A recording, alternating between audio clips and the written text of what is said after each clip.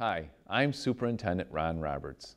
Today, we'd like to share with you the results of our most recent year-end financial audit. At the end of each school year, the professionals from Plante Moran perform a comprehensive audit of the district's financial statements and federal programs. We are pleased to announce that the Chippewa Valley Schools once again received an unqualified opinion. This is the highest form of assurance that a school district can receive that the district's financial statements are clearly stated. In other words, we received an A. In the following presentation, you will learn how our school district is funded, how we spend your taxpayer dollars, and how we compare to other Michigan school districts in keeping our resources focused on the classroom. While the average Michigan school district expends about 74 cents of every dollar on classroom instruction and support, Chippewa Valley devotes 79 cents of every dollar on the same. I would also like you to pay particular attention to the slide that highlights Macomb County's per pupil funding. There you will see that Chippewa Valley is among the lowest funded districts in the county.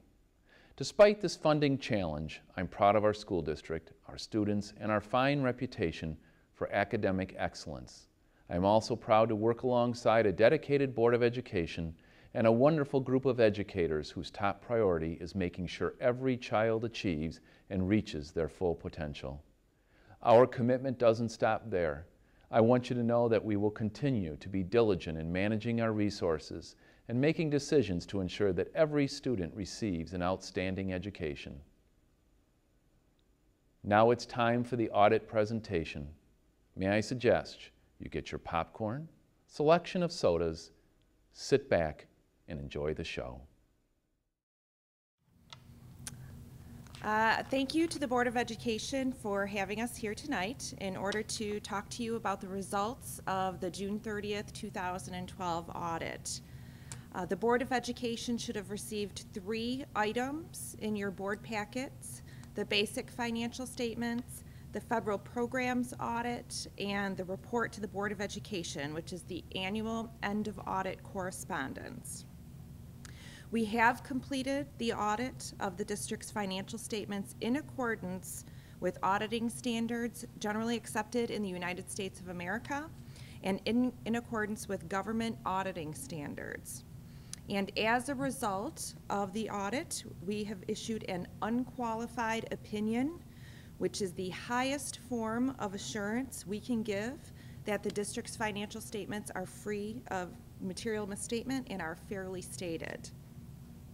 We have also issued an unqualified opinion on the district's federal programs audit, which details the federal grant revenues the district receives. Altogether, the district received approximately $6.7 million in grant funding, which, as you will see in the graph presentation, is much less than what you've seen in the past few years, since all of the one-time funding from ARRA, stabilization, and EduJobs is complete. The major programs tested this year include the Child Nutrition Cluster and Title I. These federal grants have many strings attached. When these programs are tested during the audit, it's not just for the dollars the district receives, but it's also for the compliance with all of the program requirements, which are many and can be quite complex.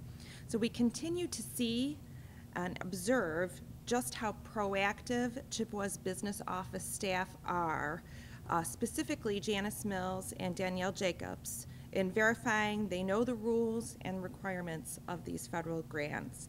And this is really representative of the fact that the district received no findings or question costs complying with these federal requirements. So great job. The last item the district received is a letter to the Board of Education, which details required post-audit communications to the board and also includes some informational items and best practice recommendations for the Board of Education's consideration. You will note that there are many additional informational items in the letter this year, and this is reflective of the fact of the continued changes and challenges school districts continue to grapple with related to state aid funding and retirement and healthcare legislation. Jennifer is going to cover the graph presentation. The graphics you'll see on the screen summarize the results of the general fund, which is the primary operating fund of the district, and also gives some historical perspective. Jennifer?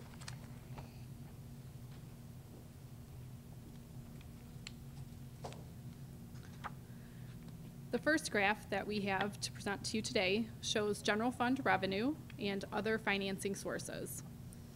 The total revenue was $131.8 million, with the largest component or the largest source of the district's revenue coming from state sources at 73.5%, or $97 million. The second largest component is in other state, local, and interdistrict sources at 12.6%.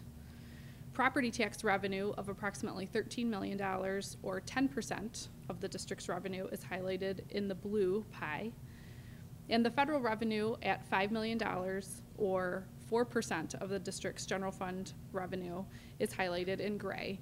And this is where there has been a significant decrease in revenue, as noted previously in Donna's commentary. The next graph shows general fund expenditures and other financing uses, totaling $132 million at June 30th, 2012. The largest portion of the district's expenditures is on instruction and instructional support at $104 million, or 78.9%. Highlighted in green is the district's operations, maintenance, and transportation expenditures at 15.3%, or $15.3 million, I apologize, or 11.6%. And school and general administration and business services at 8.6%, or $11 million. Overall, comparative to last year, the district's expenditures are in line, and there was only a slight decrease of approximately $580,000 in total year over year.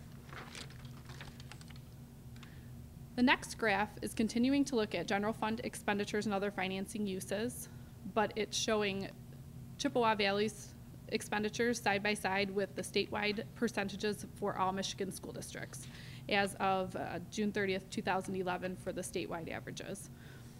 Here we see the same data presented for Chippewa on the left, and highlighting that the statewide average for Michigan districts for instruction and instructional support is 73.7% compared to Chippewa's 78.9%. And this graph highlights the district's continued focus on instructional activities and evidences that there is a greater amount of expenditures on Chippewa's in instruction and instructional support as compared to the statewide average.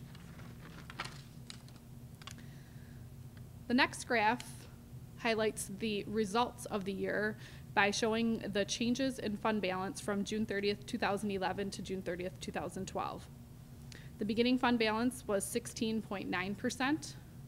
The results of the current year, with excess of expenditures over revenue of $200,000, brings the district's fund balance down to $16.7 million at June 30th, 2012.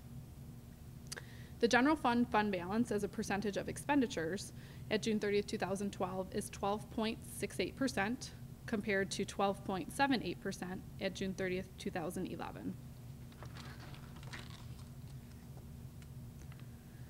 The next graph provides a 10-year historical trend analysis of the district's general fund balance, along with the projected fund balance for 2013. The district's 2012 fund balance at 16.7% is roughly the same level of fund balance that it was in 2008. However, if you compare that to the economics of today compared to 2008, the district has less revenue and less sources to fund their programs with a different cost structure than was in place in 2008 with economic challenges such as increasing retirement rates and healthcare costs.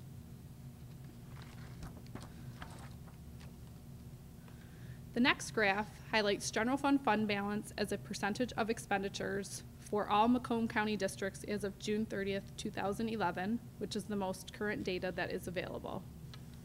Here you can see down at the bottom of the graph with Chippewa at 12.78% is roughly similar to a number of its other peer districts of similar size and characteristics. The statewide average at June 30th, 2011 for fund balance as a percentage of expenditures was 11%.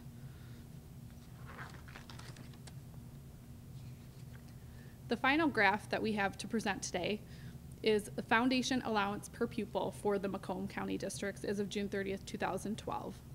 Chippewa remains one of the lowest funded districts in the county. There are two other districts that are the lowest funded along with Chippewa at $6,846 per pupil. The data presented here is reflective of the $470 cut to the fund balance foundation allowance base that was put into place for the current year, bringing all districts' foundation allowance down $470 per pupil. And that concludes our presentation.